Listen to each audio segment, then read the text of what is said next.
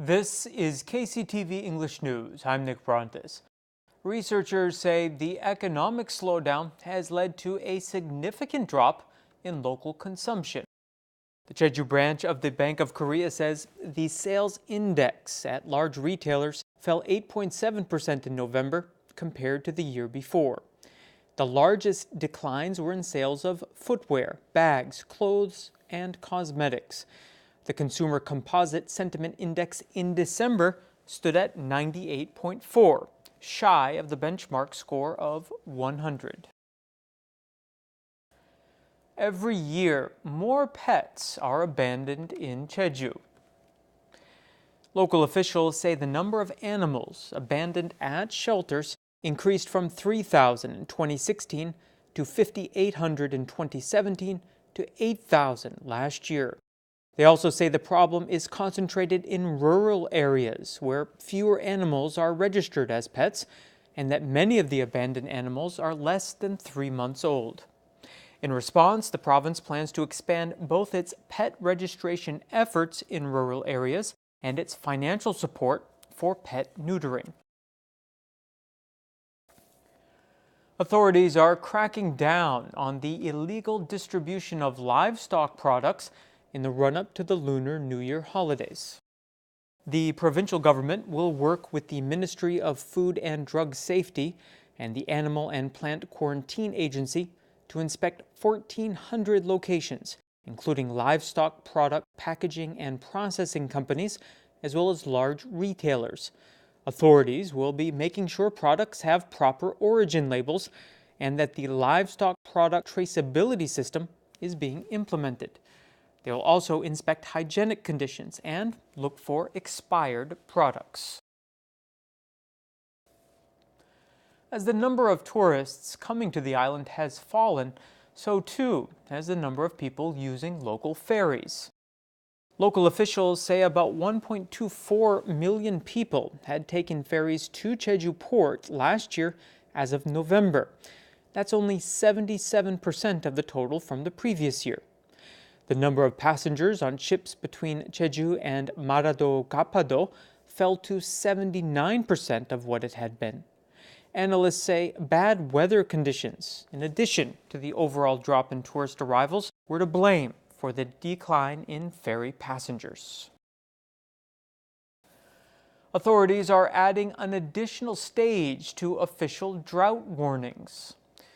The current warning system employs 3 stages: caution, serious, and very serious.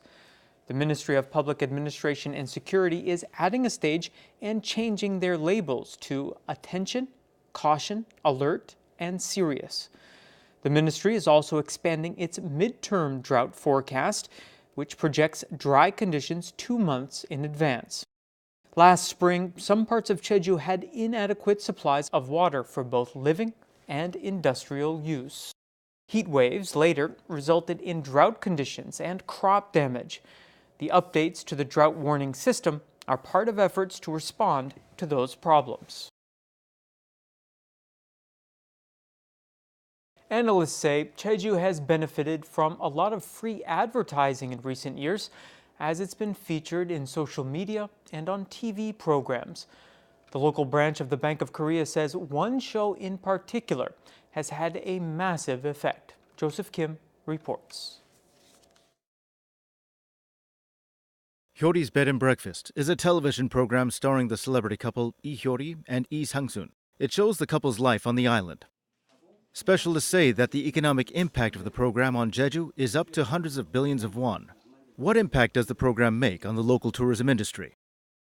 The degree of awareness of tourism spots that appeared on the broadcast increased after the show.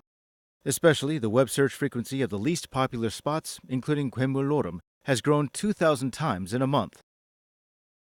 The number of visitors have also increased.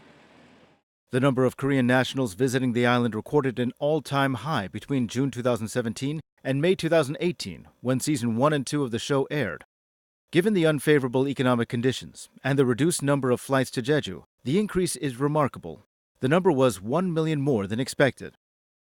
The growth in the number of tourists made a measurable economic impact. The production inducement effect created at local businesses, including restaurants and hotels, reached 625 billion won.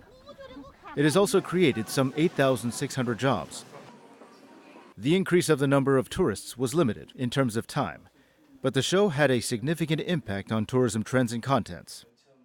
또 자연스럽게 그 스토리 전개 과정에서 뭐 나오다 보니까 거부감 없이 받아들여지는 측면도 있고 좀 긍정적이고 낭만적 이미지를 좀 부각시켰고 아까 뭐 괴물 노름 같은 거 말씀드렸지만 숨겨진 지역 명소 같은 거를 발굴해서 The Bank of Korea added that systematic management is required for the newly popular tourism spots to maintain their value.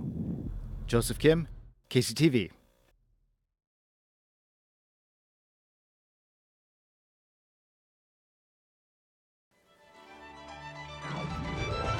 Pick fruit, ride horses, feed farm animals, and more at Hue-80 Natural Park's Camellia Festival.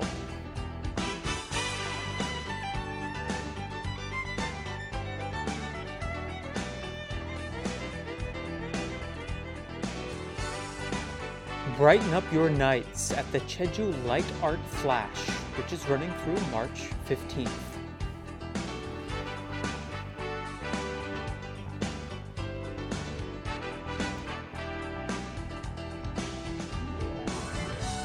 Enjoy a unique and modern take on the works of Gustav Klimt and Friedensreich Hundertwasser at the new Bunker de Lumières.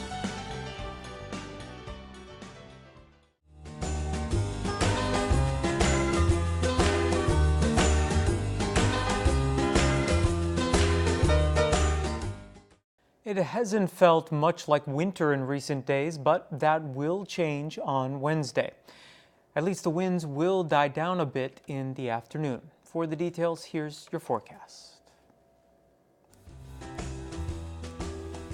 The low in Jeju City will be 2 and the afternoon high just 4 degrees.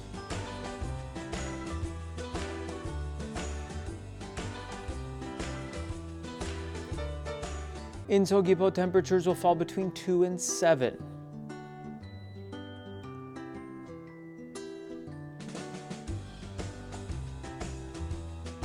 The low before lunch in Seongsan will be 1 and the high later on 4 degrees.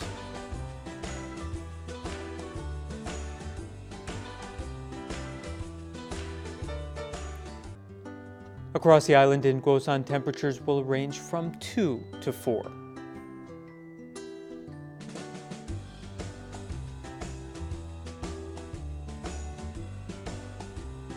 And the morning low at higher elevations like Songpanak will be -5 and the afternoon high -2 degrees.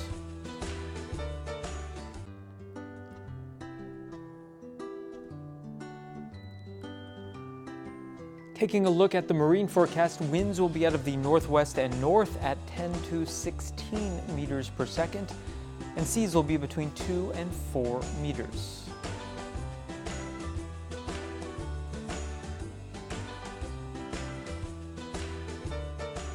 And here's a look ahead.